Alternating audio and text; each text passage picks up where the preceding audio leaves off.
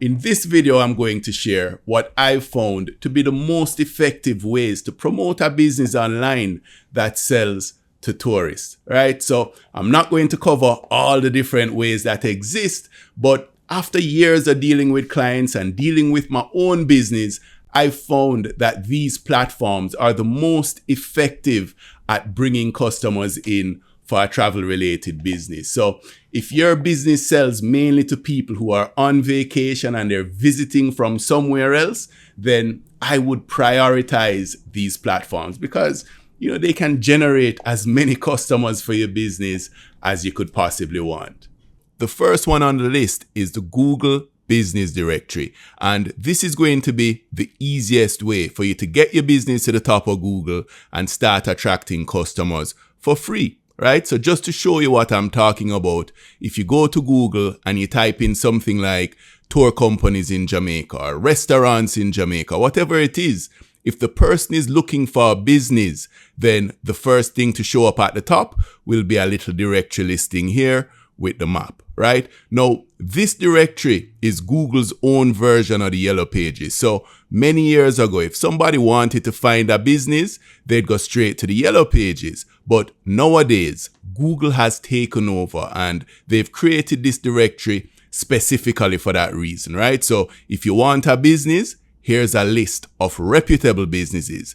Now, the businesses that benefit the most from being in this directory, which it's free to get listed in, are the top 3, which you see here, right? Because they actually show up on the Google results page. All the other businesses that Google might have in their directory, you have to click on more businesses down here to see them, which is going to cut down on the amount of people who will see your business. So you have to be in the top 3 to really benefit from this. But once you're here, 1, you'll get what we call high intent or ready to buy customers, because if you think about the buying process of a typical customer, they start off by doing research, right? They're looking at, for example, in the travel industry, what are the different things they can do? Where are the different places they should go? Where should they eat, right? They're doing their research first. And once they've done all that research, once they've gathered all the information they need, then they'll move on to actually finding a business to do it for them. So that's when they'll start typing in tour companies in Jamaica or tour companies wherever, right? They've already done the research they want. So as I said, generally speaking, the people you'll attract by being listed here are ready to buy. They're called high intent.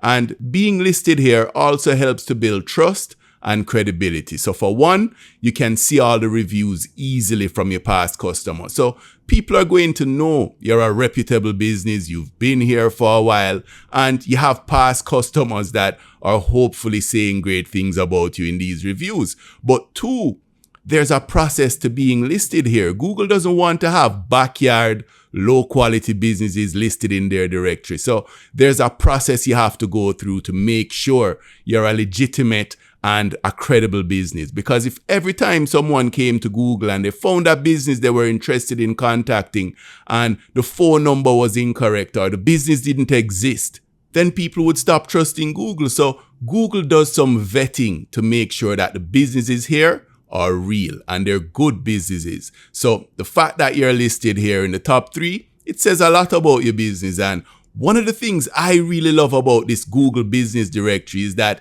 it's evergreen, right? You really sit and focus on this once and it will continue to rank well and deliver more and more customers with very little maintenance, right? So that's the first thing I would do, is get listed in the Google Business Directory and do all the things that need to be done to make sure your profile shows up in the top 3. And after that, the next thing is blogging, right? And I know when you hear that, you're probably thinking, yeah, right, I'm not doing any blogging, but it's a lot easier than you might think. And it's one of the most overlooked sources of attracting a massive amount of customers without having to pay for advertising. This will attract even more than the Google Business Directory. And like I said, it's free, right? So just to show you an example, I created this blog some years ago thingstodoinjamaica.com. And I haven't updated this blog. I'm no longer operating in the tourism industry, and I don't sell tours anymore. So I don't monetize it in that way. Nowadays, we just have a bunch of advertisers all over it. But even though I haven't touched this blog in a while, I haven't even looked at it, it still gets about 2,000 visitors every single day, right?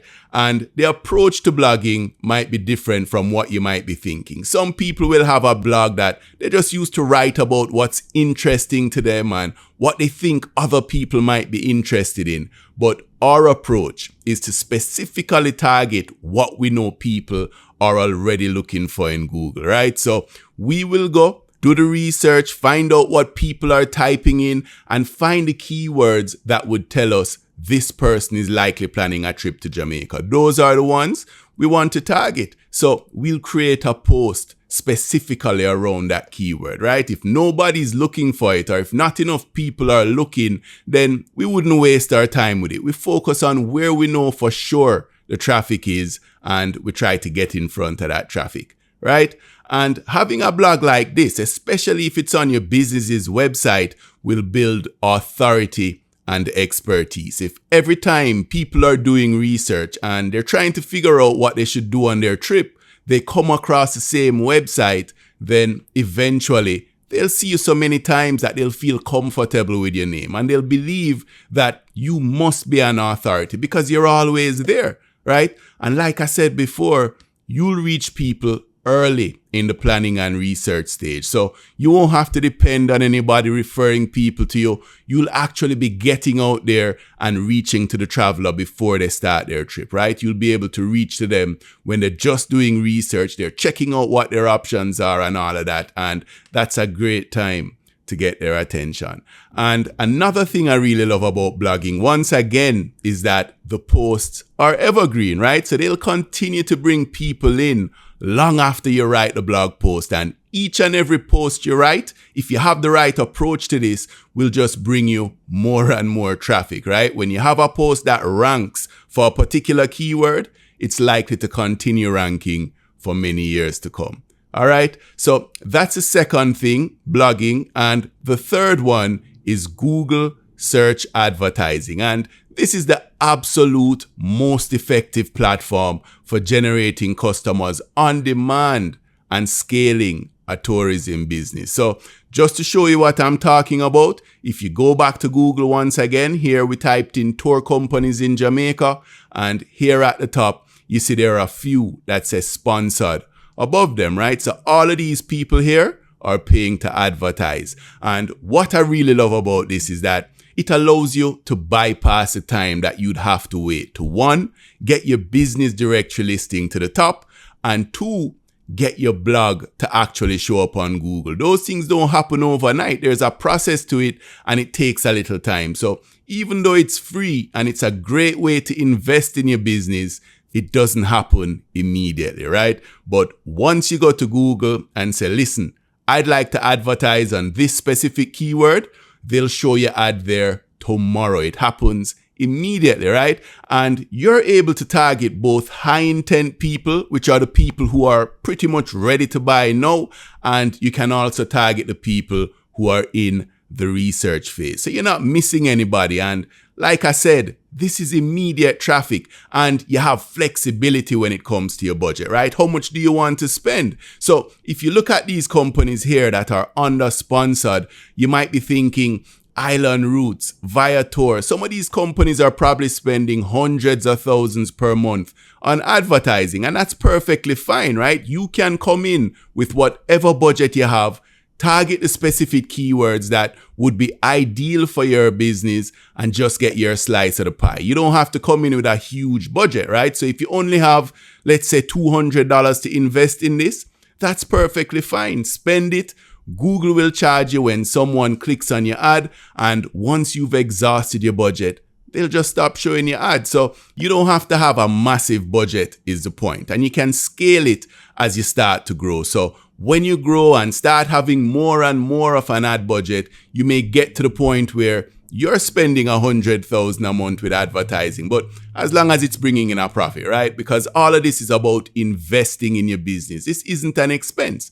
All right. So that's the third one. And the fourth and final one is Meta or Facebook ads. Now, I'm sure you know what this is already, but it allows you to target people who are currently traveling or they're open to traveling. So just to clarify, this is about advertising on Facebook and not necessarily posting to your profile and trying to get organic followers, because this is about how you can get new customers, right? And posting to your profile and getting likes and followers will help. It gives your brand some credibility, right? So when people check you out, they'll see all the action on your profile, but it's not going to be nearly as fast as when you just pay to advertise and you're able to reach tens of thousands of people each and every day. But the reality is, I included Facebook just because a lot of people love it and they want to use it. But in my opinion, you really don't need Facebook when it comes to the travel industry because it lacks intent. You can't tell if the person you're advertising to has any upcoming plans to travel. But if you're going to use it, I'd like to show you how you can make the most of it. All right. So the reality is, what you get on Facebook is reach. You can pretty much reach anybody, right? So what I would do is target people who are in a specific area, like an area that you know for sure is likely to have a lot of tourists. Like, for example, in Jamaica, Montego Bay, right? If you're advertising specifically to people in Montego Bay, then it's likely you'll be getting in front of at least some tourists that are currently on a trip. And you can narrow it down further by specifying that you also want these people to be designated as frequent travelers or frequent international travelers. And this will increase the chances that these people really are traveling, right? And there are a few other options that Facebook gives you. You can see when someone recently got married or they're having an anniversary. Those are people who are likely open to hearing about taking a trip or taking a vacation, right? And that would be a good audience for you to target. But like I said, I personally prefer using Google search ads when it comes to targeting travelers, because if they're searching for certain keywords, you know for sure that this person already has it in their mind to travel. With Facebook, you're going broad with the hopes that you'll reach some people who are traveling or maybe interested in traveling, at which point you can convince them to contact you. All right. So that pretty much covers the absolute most effective ways to promote a business online that sells to tourists. So if your ideal customer is someone that's on vacation, visiting from some other country, you should prioritize the platforms that I've covered in this video. Those are all you really need, right? So I hope this video helps you, and I have a little favor to ask you. What I'd really love for you to do for me is to leave a comment below. Let me know if this video is helpful, if you agree or disagree with anything I've said, or if you have a question about anything. I'd really love to hear from you. And if you'd like to discuss getting me and my team to help you in setting any of this up, then schedule a free 30-minute one-on-one call. Somewhere below this video, you should see a link that takes you to my calendar page. All right. So thanks for taking the time to go through this video, and wishing you success and happiness.